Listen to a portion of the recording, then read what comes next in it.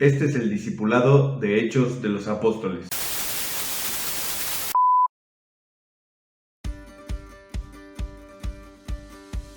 Continuamos con el capítulo 9 de Hechos, y en este capítulo sí vemos que ya se introdujo alguien que va a ser un personaje principal. Pero a veces podemos perdernos de ver otras joyas que hay dentro de este capítulo que nos pueden ser muy útiles y enseñarnos mucho. Un ejemplo de esto es la vida de Ananías, que a veces puede pasar un poquito desapercibido en esta historia. Sin embargo, creo que Ananías es un ejemplo de discípulo, y por eso es que pusimos ese título el día de hoy. Vamos a ver hoy en qué sentido es un ejemplo. Vamos a leer. Había en Damasco un discípulo llamado Ananías, a quien el Señor llamó en una visión. Ananías, aquí estoy, Señor. Anda, le dijo el Señor, ve a la casa de Judas, en la calle llamada Derecha, y pregunta por un tal Saulo de Tarso. Está orando y ha visto en una visión a un hombre llamado Ananías, que entra y pone las manos sobre él para recobrar la vista. La primera razón por la que Ananías es un discípulo ejemplar es porque tiene disposición.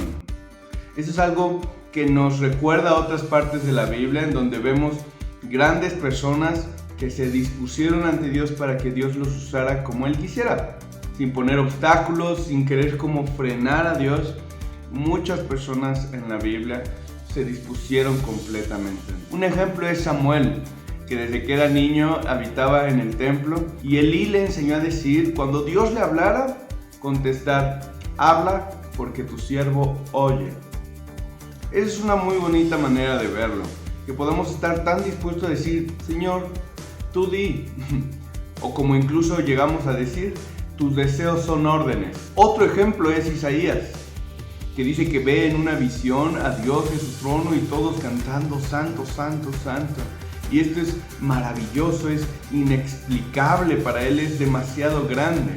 Pero de repente Dios dice, ¿a quién enviaré? ¿Quién irá por nosotros? Isaías contesta, heme aquí, envíame a mí. Es como si dijera, Dios, no es que yo crea que soy suficiente ni que soy digno, pero si necesitas a alguien, heme aquí, envíame a mí. Yo estoy dispuesto para ti. Fíjate que muchas veces queremos esperarnos a que Dios nos dé una orden directa, que se abra el cielo, un haz de luz nos señale y diga, haz esto o si no vas a ver. Muchas veces Dios cuenta la disposición de nuestro corazón antes, pero nuestro corazón tiende al legalismo, a entregar solo lo que Dios ha pedido estrictamente o incluso amenazado. Y aún en esos casos queremos dar lo menos o incluso lo hacemos de mala gana. Pero que Dios nos ayude a tener un cambio en el corazón para no solo hacer lo que nos pide, sino estar dispuestos para todo lo que Él desea.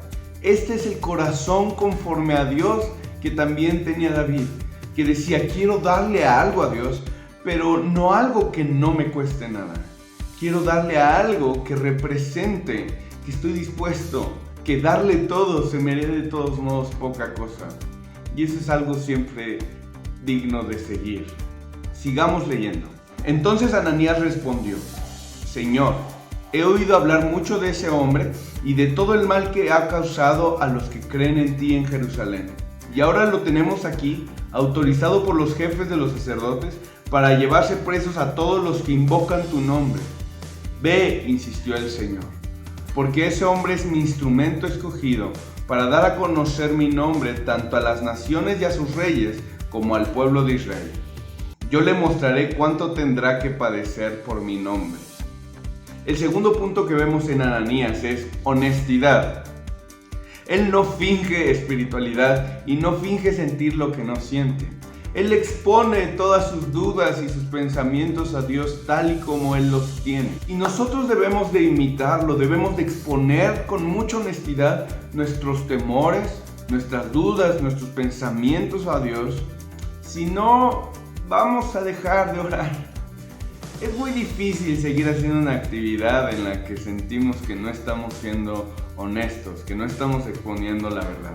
Pero es mucho más difícil cuando lo hacemos con Dios, porque Él sabe, Él sabe cómo nos sentimos.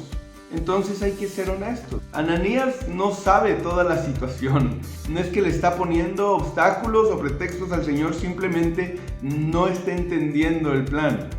Dice: Señor, tu iglesia está prosperando y está tratando de crecer, pero Saulo viene a perseguirnos. Él no sabe lo que Saulo pasó. Él no sabe que oyó la voz de Jesús. Él no sabe que está arrepentido y que ahora es hijo del Señor. Lo único que sabe es que es un perseguidor de cristianos y que ahorita está ciego y que Dios lo manda a ayudarle a quitar esa ceguera. En su cabeza no tiene mucho sentido. Nos conviene más que siga así en todo caso. Por eso es que el Señor contesta con mucha paciencia. No debe contestar, no es su obligación, pero lo hace por amor, porque sabe que Ananías no está diciendo una necedad. Simplemente tiene miedos humanos, pero además también está interesado en el crecimiento de la iglesia, lo más libre y lo mejor que se pueda. Y aquí es cuando Dios le contesta. Muchas veces Dios responde de la misma manera que lo hizo con Ananías. Primero le dice: ten fe, es decir, te insisto, ve, créeme y obedece. Muchas veces Dios nos responde así. Segundo, ten esperanza. Lo que ahorita parece malo y una situación adversa, yo la puedo usar en mis propósitos. Saulo parece que no tiene otra salida más que ser perseguidor de cristianos. Espérate. Ahora, si Ananías pudo ver todo el avance del evangelio que Dios hizo a través de su instrumento Pablo, seguramente más de una vez dijo: gracias a Dios que esa vez hice caso. Pero en el momento es difícil, por eso ten esperanza. Y tercero, ten confianza. Yo veo, dice Dios, yo estoy al tanto, sé que Él ha hecho sufrir, pero ahora le va a tocar de este lado, le va a tocar ser perseguido, porque en mi nombre siempre van a ser perseguidos. Entonces, no es que a mí se me pase de largo su situación. Yo sé que Saulo ha sido muy cruel y ahora le toca a él pasar de este lado. Vamos a seguir leyendo. Ananías se fue y cuando llegó a la casa, le impuso las manos a Saulo y dijo: hermano Saulo, el Señor Jesús, que se te apareció en el camino, me ha enviado para que recobres la vista y seas lleno del Espíritu Santo. Al instante, cayó de los ojos de Saulo algo como escamas y recobró la vista. Se levantó y fue bautizado, luego comió y recobró las fuerzas. Por último vemos obediencia. Y es que para la obediencia no hay sustituto. Tenemos que obedecer y esa es la manera que es agradable al Señor, cuando buscamos su voluntad y buscamos cumplirla. A veces tratamos de evitarlo, ¿no? O de compensar a Dios. Bueno, no obedezco en lo que claramente me estás pidiendo, pero me he hecho muchas predicaciones, o leo mucho la Biblia, orar, leer la Biblia, ir a la iglesia, todo eso es excelente, pero no es un sustituto de la obediencia, sino un medio, una ayuda para poder ser obediente, para poder amar a Dios y amar a los demás. Nuestro Señor le había dado la orden a Ananías y tiene que ver con amarlo a él y cumplir su voluntad, y tiene que ver con amar a Saulo. Pero Ananías obedece, deja al lado sus miedos y sus dudas y obedece. Y no solo eso, vemos que le dice hermano. Eso es lo que a mí me hace saber que estaba realmente dispuesto, que sus dudas no eran obstáculos, no eran pretextos para Dios, sino que solamente quería saber, quería entender. Y cuando alguien está así de dispuesto, cuando alguien es honesto con Dios y obedece, Dios lo usa. Eso es lo que vemos una y otra vez. Es lo que podríamos llamar la costumbre de Dios. Usar a los siervos que son obedientes. Fíjate lo que sucede aquí. Cuando Ananías le impone las manos a Saulo, hasta entonces se le caen las escamas de los ojos. ¿Necesitaba Dios a Ananías para que se le cayeran las escamas? No, pero Dios no quitó las escamas hasta que no llegó Ananías e impuso las manos. Dios usa a personas y su costumbre es que lo va a hacer a medida que ellos obedezcan.